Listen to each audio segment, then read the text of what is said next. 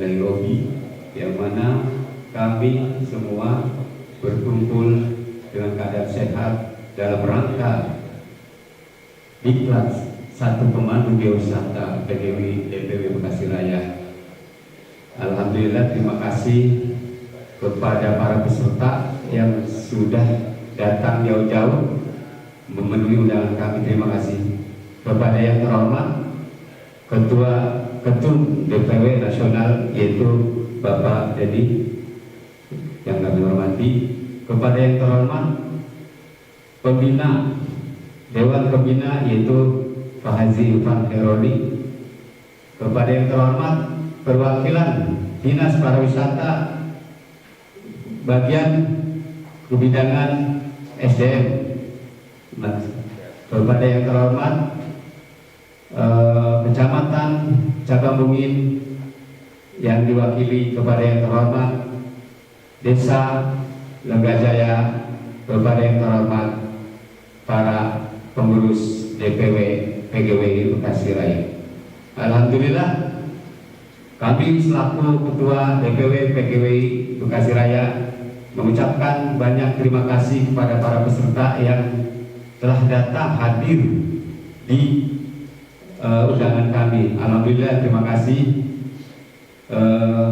PGWI ini berjalan masih belum begitu lama, baru 9 bulan, tapi alhamdulillah sudah lari karena kesemangatan didukung oleh Dewan Pembina kita. Itu semangat banget, artinya supportnya luar biasa. Saya terima kasih Pak Dewan Pembina. Kita selaku pengurus malu, artinya Dewan Pembina kita itu semangat, support kita juga selaku pengurus harus benar-benar semangat, karena Dewan Pembina kita aja semangat nyepot kita, apalagi kita. Coba kita tingkatkan semangatan kita, jangan loyo, ayo kita semangat berjuang, jangan kita lihat wah ini gitu, jangan usah, kita harus berjuang. Terima kasih. Mungkin cukup penyampaian saya dari cuma di sini aja. Wabillahi taufiq wal hidayah. Assalamualaikum warahmatullahi wabarakatuh.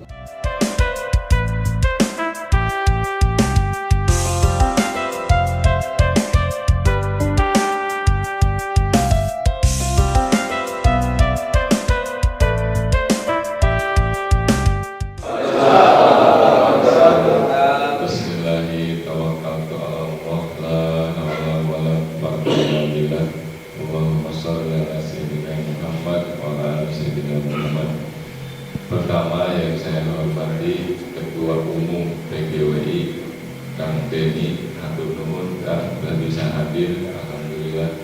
Kemudian juga ada perwakilan dari Dinas Pariwisata, Bapak Hatur Nuhun, terima kasih bisa hadir mendampingi kami untuk dalam acara diklat.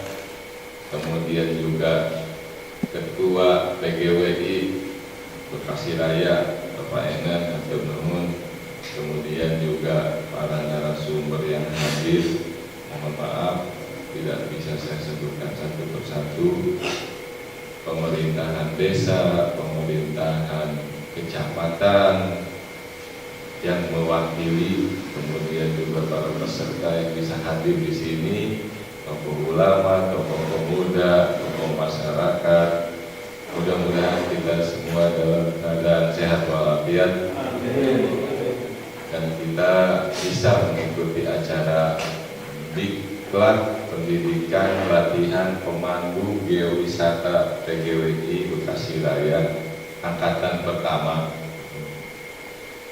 Yang saya akan sampaikan pertama, bidang wisata itu Bekasi itu sangat lemah, sangat lemah sekali.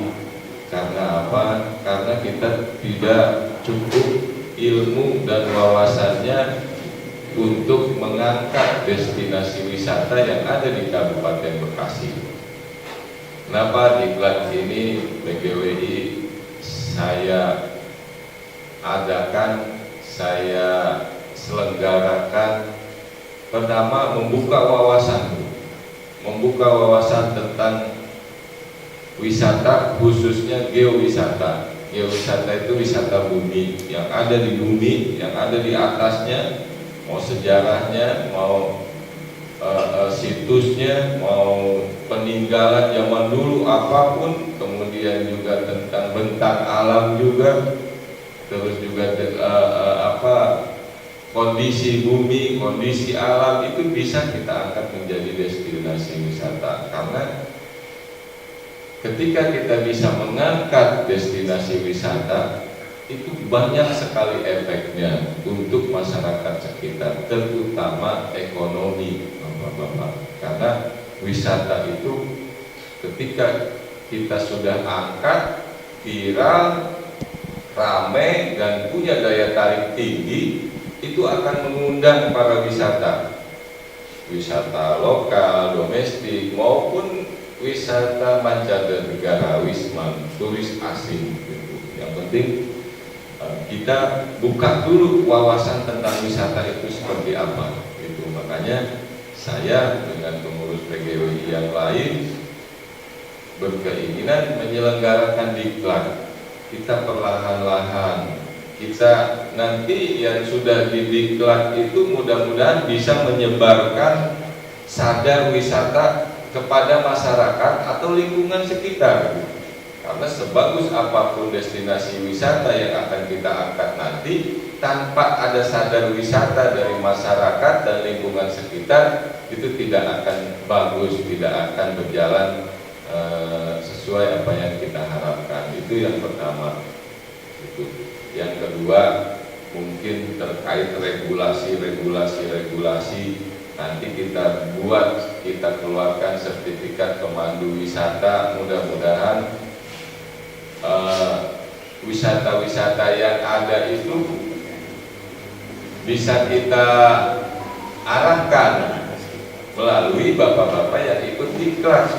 Contoh, nanti di desa saya, Pak Ketua, ada destinasi wisata, misalkan ada sumur yang udah umurnya ratusan tahun, malah kakek saya, buyut saya, di atas buyut cicit saya, itu juga zaman dulu sudah menyaksikan bahwa sumur itu ada.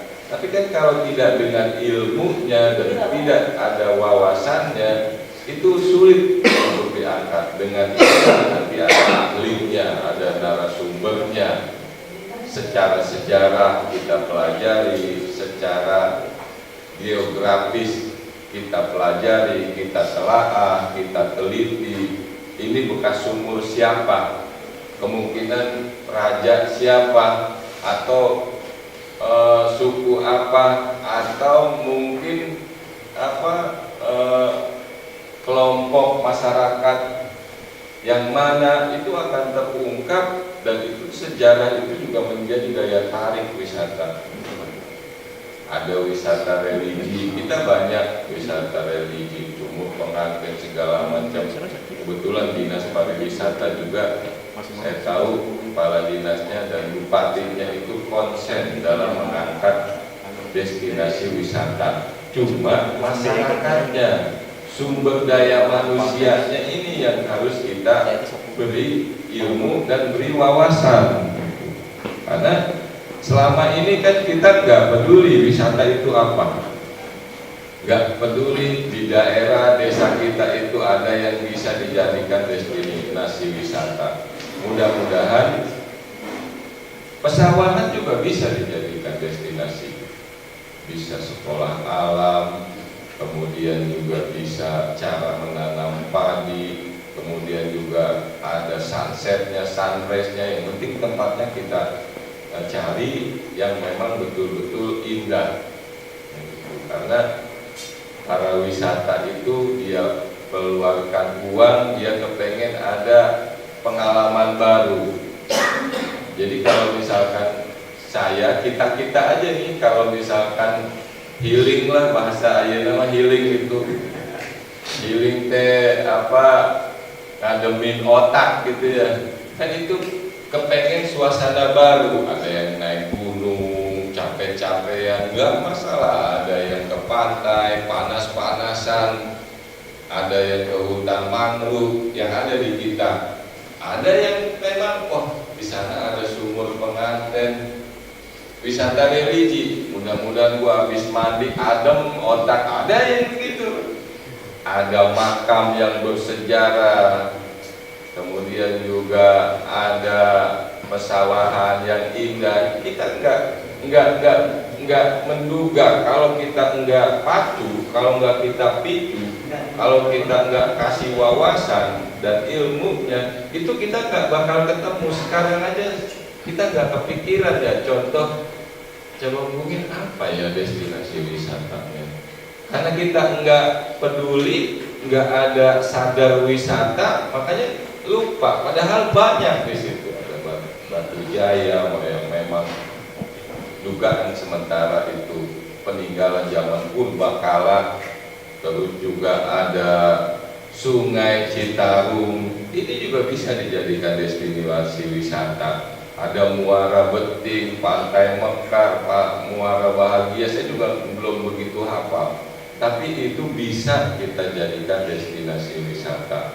Ayo kita mulai belajar, membuka wawasan, kemudian juga mencari ilmunya tentang wisata, tentang geowisata, supaya kita itu paham. Oh iya, ternyata di Cabang Bungin ini ada destinasi wisata. Setelah kita temukan, setelah kita kita tetapkan, baru kita diskusikan dengan ahlinya. Pak, ini bisa enggak dijadikan destinasi wisata? Oh bisa, ayo kita analisa, ayo kita survei, ayo kita petakan sejauh mana apa yang bisa kita angkat dari destinasi wisata tersebut. Saya yakin, seyakin-yakinnya, insya Allah Bekasi itu dalam bidang wisata itu bisa maju dari kota-kota yang lain.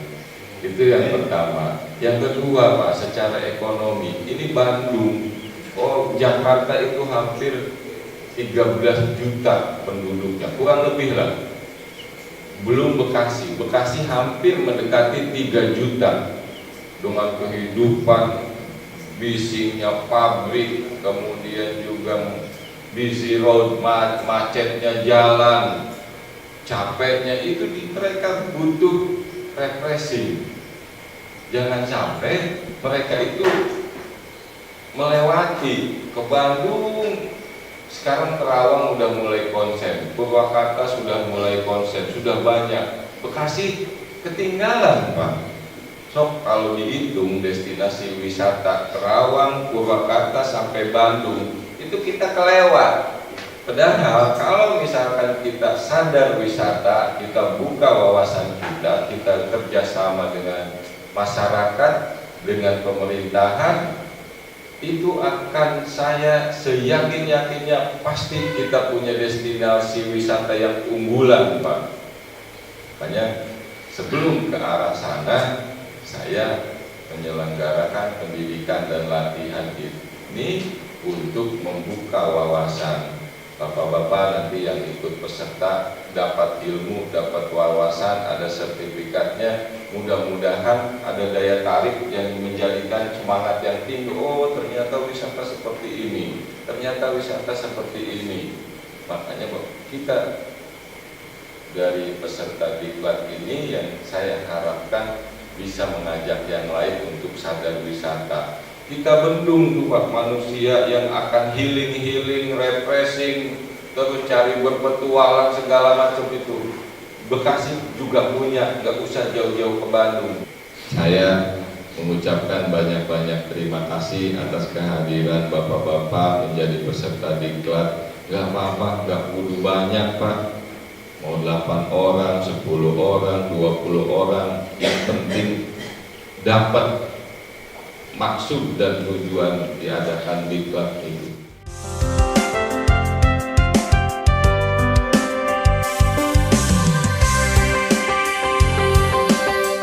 Ya, bismillahirrahmanirrahim. Assalamualaikum warahmatullahi wabarakatuh. Waalaikumsalam warahmatullahi wabarakatuh. Yang saya hormati ini Ketua PGWI Pusat ya, Pusat mungkin sama jajarannya. Saya salam kenal Pak, saya Pak Rosidi dari Dinas Pariwisata. Yang saya hormati Dewan Pembina PGWI Bekasi Raya. Terkait ini suruh sambutan saya juga bingung terkait geowisata buat kami pun barang baru ya, karena selama ini saya hanya mengetahui destinasi wisata, ternyata geowisata mungkin lebih dalam lagi, ternyata inilah dasarnya. Kalau kemarin yang ditampilkan hanya misalnya mangrove-nya, ini bawah lagi tanahnya aja, dari tanahnya ini. Kalau kemarin kan atasnya aja, kalau lautnya aja. Mungkin sekarang sampai batuan di laut dan juga di sini harus dipahami. Itu yang lebih harus kita ketahui. Kita itu hanya harus berpatokan pada 7 sabta pesona, Pak. Sabta pesona itulah yang pokok utama kalau mau mendirikan suatu destinasi wisata itu akan menarik atau tidak. Karena apa? Di 7 itu, kalau 7-7-nya yang kita lakukan, 7-7-nya ada di suatu tempat, saya yakin di tempat itu akan menjadi suatu destinasi wisata. Jadi A, T, B, S, I, R, K. A-nya apa? Aman. Orang datang ke wisata, kalau nggak aman, balik lagi Pak. Besok nggak bakalan datang lagi. Ngapain ke sono? Nggak aman. B-nya bersih. Datang ke sono kotor, mau ngapain? Nggak ada itu. Ketiga, tertib dulu. Aman, tertib, di situnya tertib, ininya B-nya bersih, S-nya sejuk. Nah, kalau di Bekasi mah untuk sejuk agak susah lah ya. Ya jadi S-nya mah agak memungkinkan ya, kita bagaimana lah membuat mereka nyaman dan sejuknya itu bukan dengan udaranya yang atau pepohonannya. Karena kalau kita berorientasi adapsinya dengan puncak, Bekasi kalah lah udah itu. S-nya sejuk, I-nya indah. Nah, di indahnya kita yang harus diperbarui. Indahnya, indah, baru si R, berarti R-nya ramah tamah. Inilah yang perlu.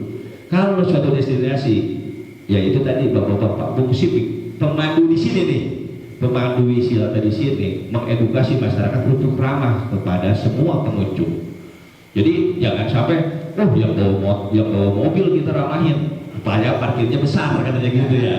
Yang bawa sepeda mah biarkan saja. Nah itu jangan, karena kita selalu siapapun yang datang ke tempat kita dianggapnya kita harus ramah.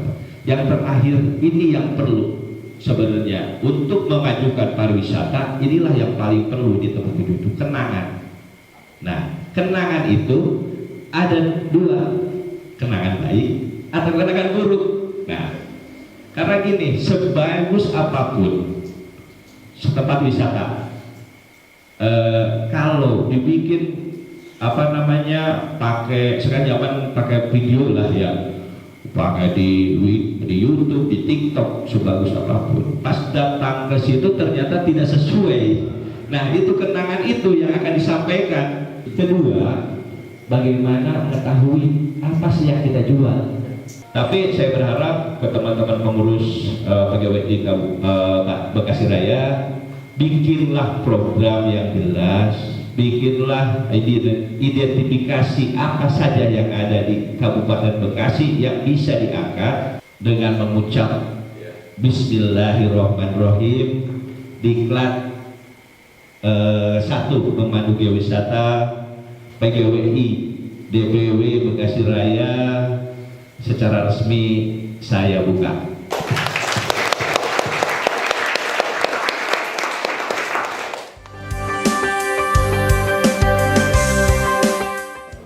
Dinas Pariwisata, jadi artinya pemerintah tidak meninggalkan kita, sebenarnya masih ada pemerintah. Itu teman-teman ya, pulau jalan pemerintah wae, setelah pemerintah terdatang gitu, tapi hari ini hadir, kita kasih apa ya. Baik teman-teman semuanya, jadi kalau tadi sebenarnya semuanya sudah lengkap semua, sudah sampai kalau Pak Haji Irfan. Jadi saya menyimpulkan aja barangkali ya seperti itu ya. Jadi agak cepat saja, jadi mudah-mudahan ini menjadi berkah kita semuanya. Amin. Syukur alhamdulillah ini kita didorong sama-sama. Jadi kalau tanpa Pak Irfan, buat teman-teman semuanya ini tidak akan terjadi. Baik teman-teman semuanya, PKW itu apa? Sedikit singkat saja kepada teman-teman semuanya bahwa saat ini juga penting ya, karena bahwa di Indonesia itu banyak sekali ada banyak potensi-potensi yang perlu digali. Jadi nanti mulai akhirnya muncul di 2019 ada namanya adalah geowisata. Ya. Jadi barangkali buat Bapak Ibu teman-teman yang sering dengar ada wisata budaya, ada wisata sejarah, ada wisata berkaitan dengan alam dan segala macam. Nah ini geowisata paling terakhir Pak, paling bontot. Biasanya paling bontot itu paling menyempurnakan semuanya, barangkali seperti itu ya. Ya datang belakang bisa menyempurnakan semuanya. Tadi disebutkan oleh Pak Jevan bahwa sebenarnya yang kita garap itu sebanyaknya itu bukan hanya berkaitan dengan bentang alam, proses bumi yang terjadi, kemudian ada manusianya yang tinggal di sana. Nah narasi-narasi itu nanti dibangun. Jadi sebenarnya hari ini Bapak Ibu semuanya kita akan belajar bagaimana caranya kita merapikan narasi-narasi ini bisa kita jual. Ada nilai ekonominya di dalam tanpa merusak alam, tapi justru adalah melakukan kegiatan konservasi. Begitu ya teman-teman semuanya. Nanti saya kenalkan ini ada beberapa narasumber yang hadir. Barangkali dari sesi berikutnya akan saya sampaikan. Nah kemudian yang menariknya dari tentang PKW itu sendiri, jadi kami sudah bergerak ya, bukan hanya di lokasi. Di sini juga hadir ada teman-teman dari Bandung Raya, ada M. Rizky atau biasa dipanggilkan Siko yang sudah hadir. Ini juga teman-teman akan bantu juga sama-sama.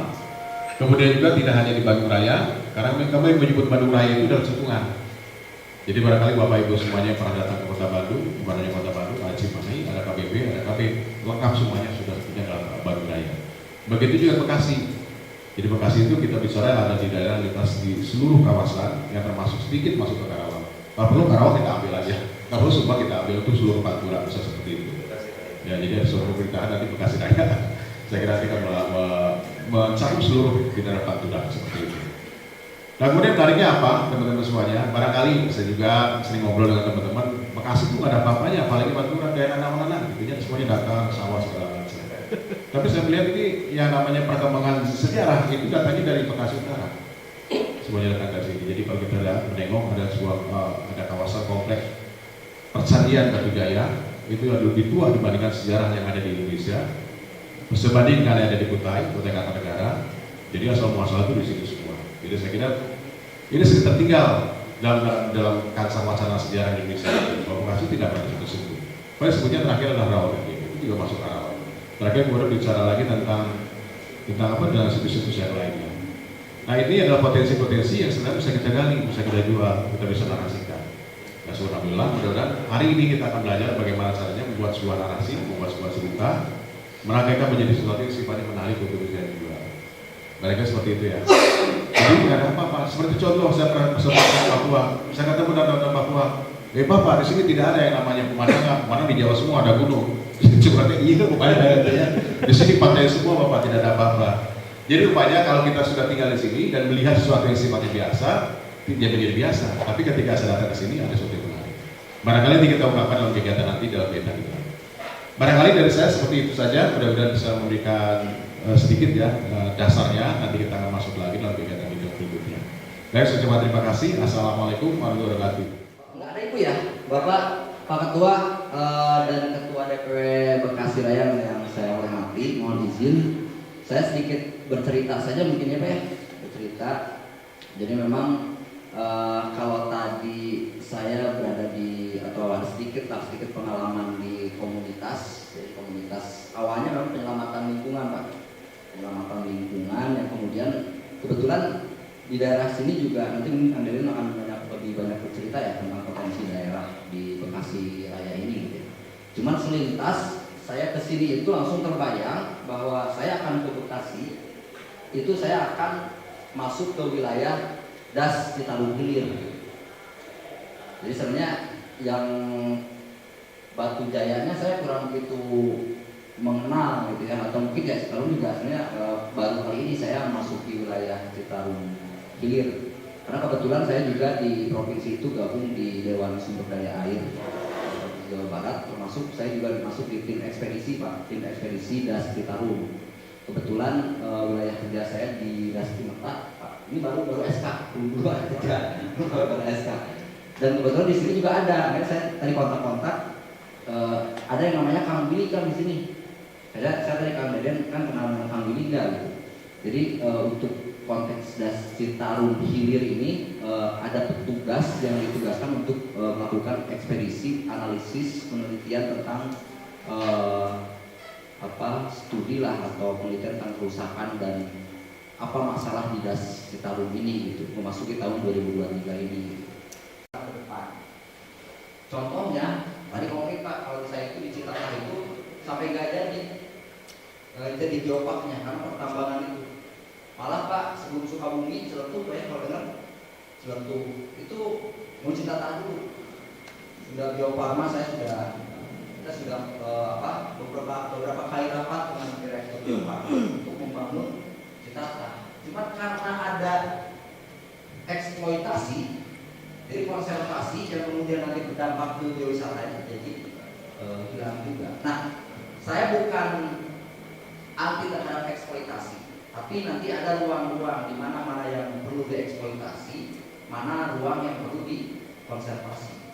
Termasuk nanti mungkin saya nggak tahu di Batu Jaya ini sekitarnya seperti apa, itu mungkin di situ juga akan terancam Pak, oleh industri misalnya, oleh apa di situ. Saya nggak tahu ke depan, tapi minimal kita bisa menjaga, melindungi situs ini ataupun mangrove ini sehingga betul-betul bisa menjadi wahana destinasi yang baru.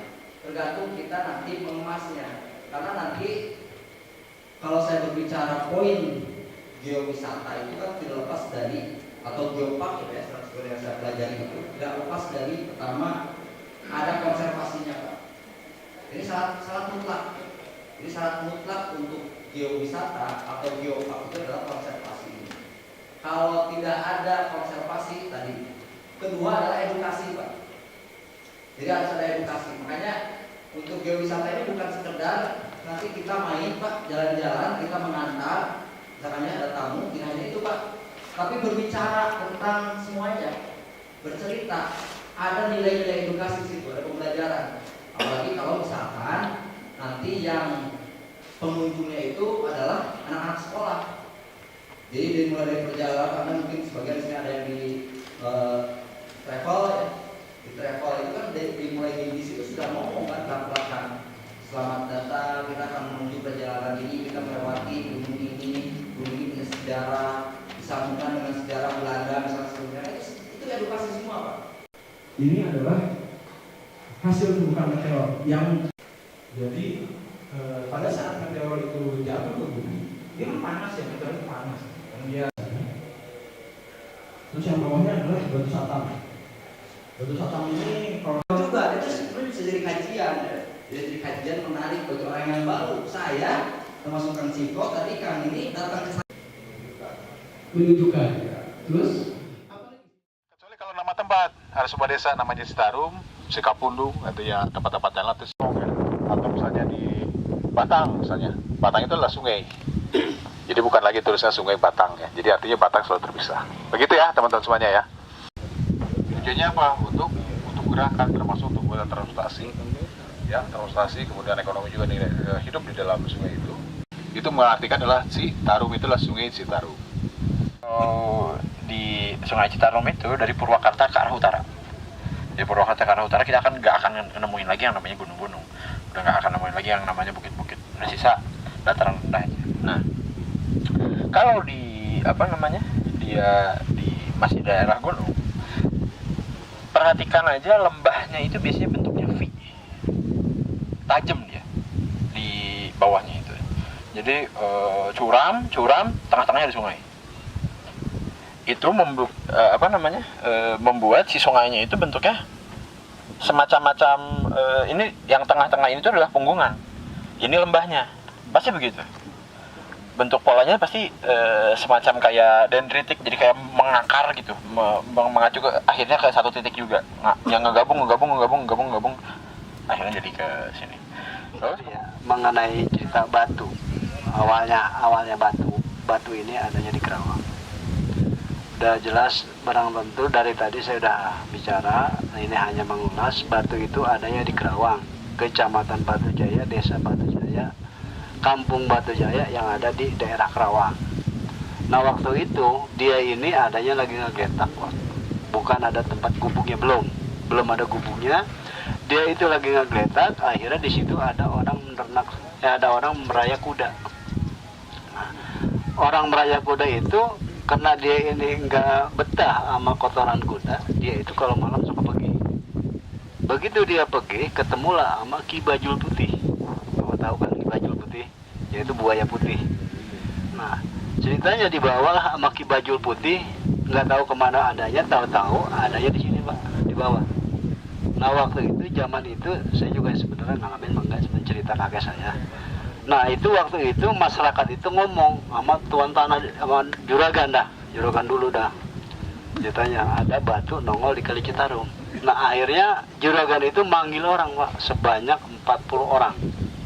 Tuh, manggil orang juragan itu 40 orang, digotong lah ke daratan nih, maksudnya jangan sampai kerendam di air.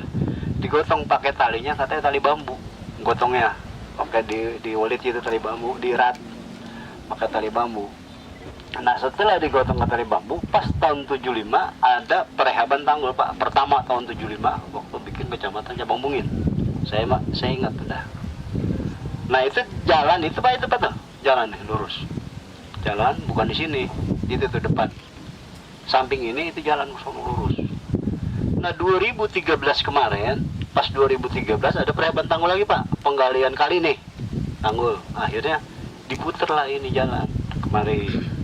Kata saya Pak, kalau emang jalan nah itu enggak Pak, saya nggak berani, saya kemari aja nanya. Ya udah silakan kemari. Tuh itu 2013 Pak, 2013 kemarin. Nah terus 2023 sekarang ada lagi Pak nih, itu mulai dari situ tuh ada no bekonya no. Mau dilebarin lagi nih 7 meter lebar apa, 7 meter nih. Ini untuk Citarum Harum, itu ada bekonya juga. Gitu. Nah adapun mitosnya Pak, banyak orang yang mitos yang datang ke sini ya, saya makan kalau umpamanya betul ya, orang datang ke sini kan dia yang cerita, jadi bukan saya yang nanya, malah dia yang cerita. Ada orang yang ngomong sompral Pak, saya mah datang ke sini katanya ini mah banyak rumah, pulau aja kalau lagi saya seberangin Pak, tanya. Tuh kata orang yang ngomong sombong. Saya dalam hatiannya, saya ini orang ngomong anu amat ya. Pada begitu saya titipin, Bang, saya tunggu di depan ya. Itu 5 menit Pak, saya tunggu. Apa dia? Keluar. Lah, kenapa Bang? Pak, saya digulung nyamuk katanya. Lah, emang ada nyamuk Bang? Apa? Aku Pak turun aja, saya digulung. Itu akibat perbuatannya juga. Ada lagi orang Cikarang, duduk bertiga. Bukan duduk, datang bertiga. Begitu datang bertiga, yang duduk satu, kan saya titipin satu. Masuknya bertiga Pak, pertama nih, masuknya bertiga. Saya titipin satu, yang duduk di sini siapa? Saya Pak, berapa orang sendiri, udah yang 2 keluar.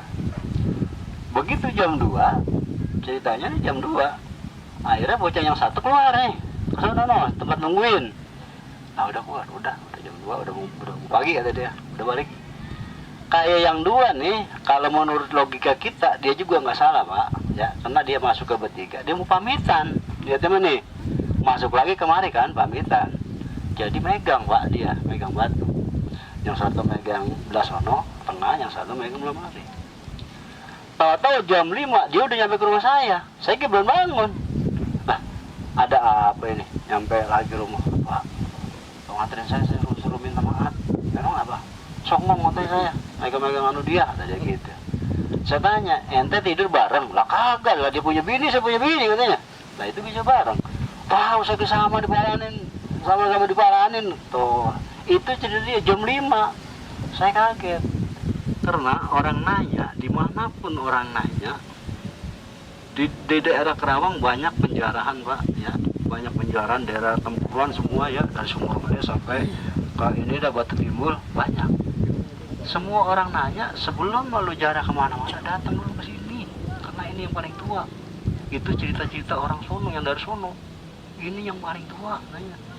Setelah udah dari sini bodoh, lu mau kemana katanya? Tuh, itu kata orang itu. Apalagi Sultan Burhanuddin Notomi Harjo, dia orang Cempaka Putih, 120 kesinggahan begini Pak. Dari awal kemarin udah keluar luar kota ada mana? Daerah-daerah Jawa, Sono, Medan, Sumatera. Akhirnya pas dapat 22 dikasih ke saya, Pak nih, saya udah 22 yang saya tempuh. Awalnya saya pertama berangkat dari sini terakhir saya kesini lagi. Itu saya dianuin sama dia, Pak Burhan. Marilah kita berdoa sejenak agar acara pada siang hari ini berjalan lancar hingga akhir nanti dan kita membawa berkah. Amin ya rabbal alamin. A'udzu billahi minasyaitonir rajim. Bismillahirrahmanirrahim. Hamdan syakiran hamdan na'man hamdan yuafi ni'amaka fi mazidah ya rabbana lakal hamdu kama yanbaghi lil jalali wajhikal karim wa 'azimi sultanik. Allahumma taqabbalna minas salatana wa siyamana wa ruku'ana wa sujudana wa qawdana wa tadarrana wa takhasana wa ta'budana wa ta'intasirna ya rabbal alamin. Allahumma salamatan fid wa afiyatan fil jasad wa ziyadatan fil ilmi wa barakatan rizqi wa tawbatan qabla al-maut wa rahmatan indal maghfiratan ba'dal maut. Allahumma hawwin 'alaina fi syakaratil maut wa najatan minan nari wal afiyatan hisab. Rabbana atina fid dunya hasanah wa fil akhirati hasanah wa qina adzabannar wa qina adzabannar wa qina adzabannar. Walhamdulillahi rabbil